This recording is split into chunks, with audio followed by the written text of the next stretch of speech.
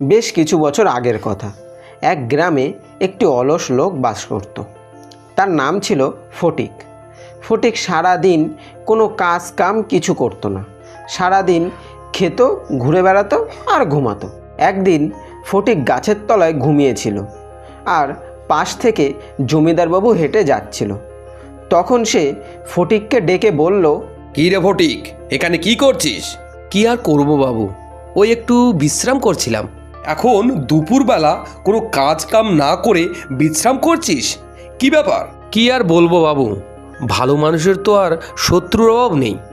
আমার শত্রুরা সবাইকে বলে দিয়েছে যে আমি কোনো কাজ সময় মতো করতে পারি না, তাই আমাকে কেউ কোনো কাজে নেয় না।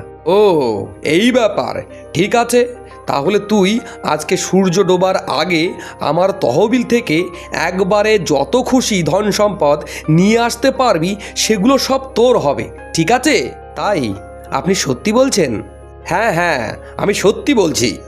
তারপর ফটিক আগে তার বাড়ির দিকে যায়, গিয়ে তার স্ত্রীকে সব কথা বলে। তাহলে এক্ষুনি যাও, দেরি করো না। কি, এক্ষুনি যাও? এত সময় শুয়ে থেকে আমার খুব খিদে পেয়ে গেছে, আগে আমাকে কিছু খেতে দাও।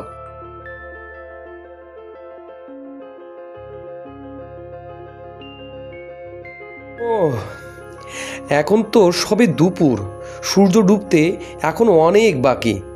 এখন একটু ঘুমিয়ে নি।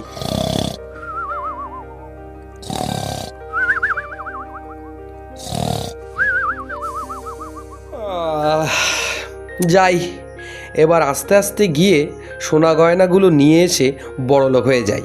আজকের পর থেকে আমার আর কোনো দিন কোনো কাজ করা লাগবে না।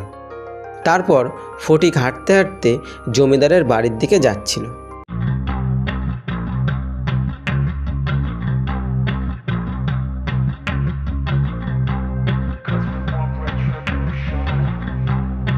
যেতে যেতে ফটিকের খুব কষ্ট হয়ে যায়। তখন না, খুব কষ্ট হয়ে যাচ্ছে, এখন একটু এই গাছের তলায় বসে বিশ্রাম করে নিই।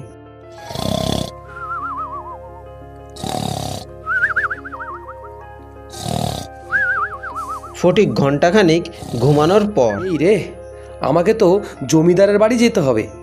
ওখানে গিয়ে তহবিল থেকে সোনা দানা গহনা নিয়ে আসতে হবে। যাই যাই, এক্ষুনি যাই।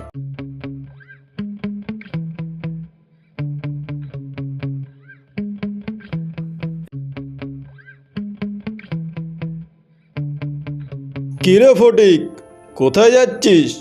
তোকে তো আজকাল দেখাই যায় না। এই সেরকম কিছু না, একটু সামনে যাব, দরকার আছে।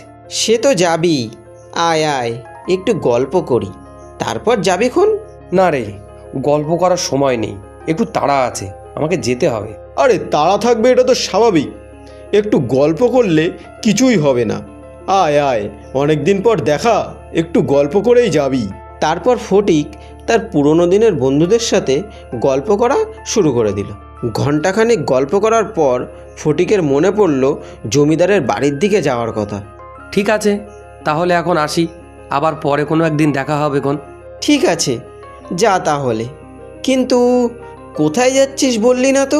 ওই জমিদার বাবু একটু ডেকেছে, তাই যাচ্ছি। ঠিক আছে, যা তাহলে, সাবধানে যাস। তারপর ফটিক জমিদারের কাছে যাওয়ার জন্য আবার হাঁটা শুরু করলো।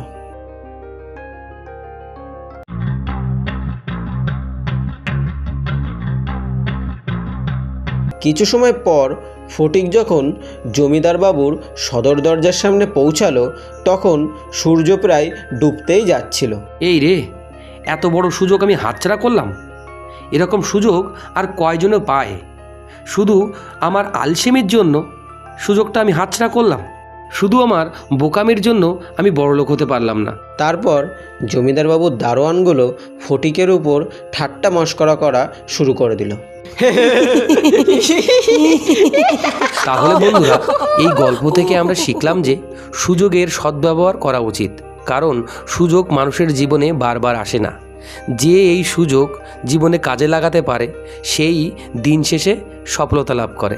ভিডিওটা ভালো লাগলে অবশ্যই একটি লাইক করে দেবে এবং তোমার বন্ধু বান্ধবের সাথে শেয়ার করে দেবে আর কমেন্টে জানাবে তোমার ভিডিওটা কতটা ভালো লেগেছে। আর চ্যানেলটাকে এক্ষুনি সাবস্ক্রাইব করে পাশে থাকা বেল আইকনটাকে প্রেস করে দাও, যাতে নতুন কোনো ভিডিও আসলে সবার প্রথমে তুমি দেখতে পারো। Thanks for watching, bye bye.